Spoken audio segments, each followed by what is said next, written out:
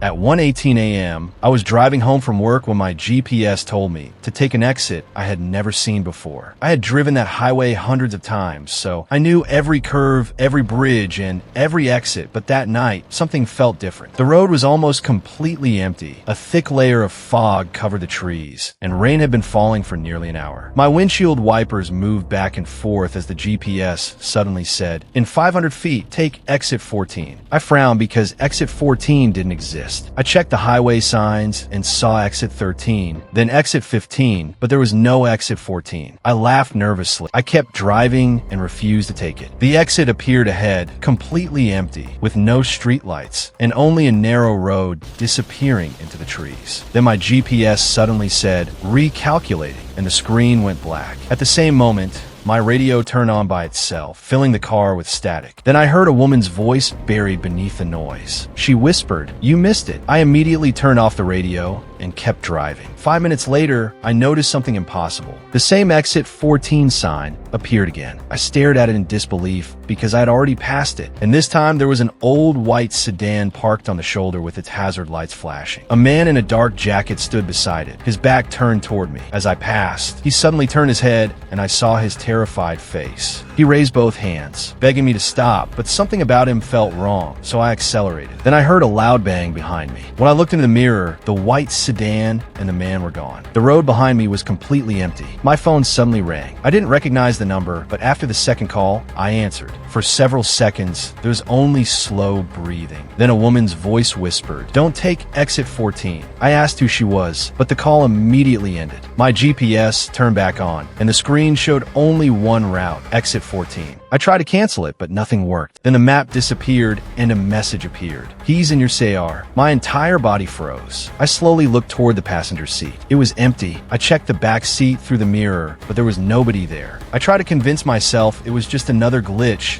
until I heard breathing behind me. Slow, steady breathing. I stared straight ahead and refused to look back. Then a voice whispered from somewhere inside the car, "Keep driving." I pressed the accelerator. The fog became thicker as I drove faster, and suddenly headlights appeared behind me. Beside it stood an old sign that read, "Welcome to Raven's Fall," with another message underneath, "Last exit 1998. I stared at the sign and noticed dozens of names carved into the metal. Then I saw the white sedan again, parked directly in the middle of the road with its hazard lights flashing. The same terrified man stood beside it. This time, he ran toward my car and slammed his hand against my window. I locked the doors. He screamed, "Don't let me in." I stared at him in confusion, but then his expression changed. He looked over my shoulder toward the back seat and became even more terrified. He pointed behind me and screamed, "Drive?" I looked into the rearview mirror and saw a man sitting in the back seat with his head lowered. I turned around quickly, but the seat was empty. When I looked back in the mirror, the man was still there. The terrified stranger outside screamed again, "Drive." My engine suddenly started by itself, and I slammed my foot on the accelerator. The car shot forward and the white sedan disappeared behind me. I drove through the forest until I finally saw lights ahead. It was a gas station. I pulled in and ran inside. An elderly cashier looked at me and asked where I had come from. When I told him I had taken Highway 9 and somehow ended up on a road called Raven's Fall, his face went pale. He told me that road had been closed in 1998 because people had disappeared there. 14 people had vanished without a trace. I looked at the clock. It was 3:03 a.m. Suddenly, the gas station lights flickered. The cashier stared toward my car and whispered, "Son, who's sitting in your car?" I turned around, but the back seat was empty. My phone vibrated. A message appeared, "Don't look in the mirror." Another message followed, "He's been sitting behind you since exit 14. The cashier told me to leave immediately. I ran outside, got into my car, and refused to look at the rearview mirror. I drove until sunrise and finally reached my town. When I pulled into my driveway, I thought the nightmare was over. Then I noticed something lying on the passenger seat. It was an old photograph showing the white sedan and the terrified man standing beside it. Behind him were 14 people, all staring directly at the camera. On the back was a date, October 14th, 1998. Beneath it were the words, "The terrified man was standing beside it, pointing directly toward my back seat." I slowly looked into the rearview mirror. 14 people were sitting behind me. The 15th seat was empty. Then someone whispered directly behind my ear, "That's yours."